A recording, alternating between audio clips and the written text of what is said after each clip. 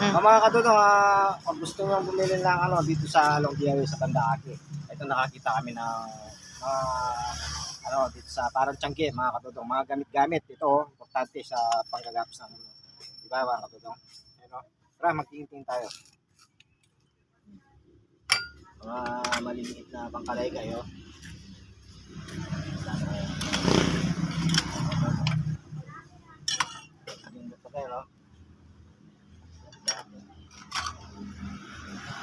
Yan.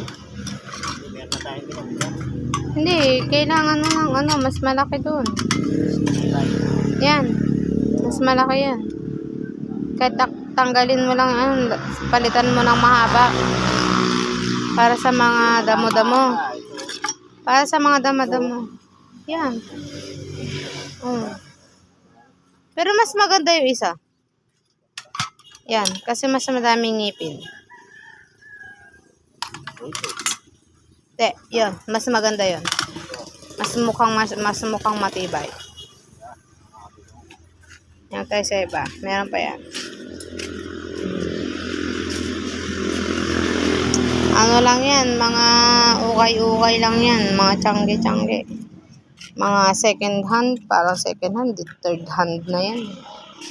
Gamit na, pero pwede pa. Yan.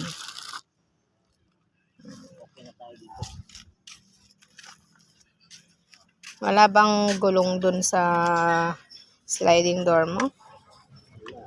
Hindi pwede, hindi maano. Alis pang kami lahat.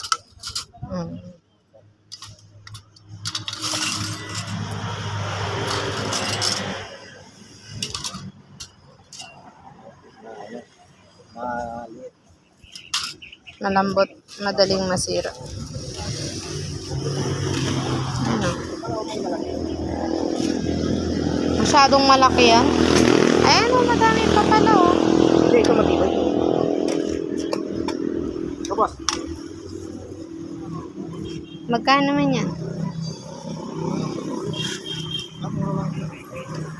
Ayan mga katutong, pag gusto nyo bumili ng mga gamit-gamit, pang bukid, iba-iba, pang karpintero, ayan, bili ng kayo kuya.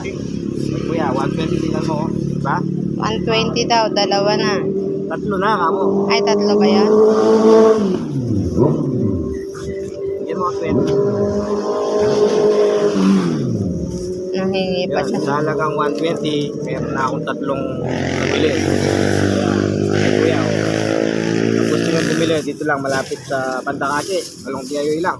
Malapit sa mga ilalim ng puno ng akasya. Yan o, Papuntang sa... Benjamin.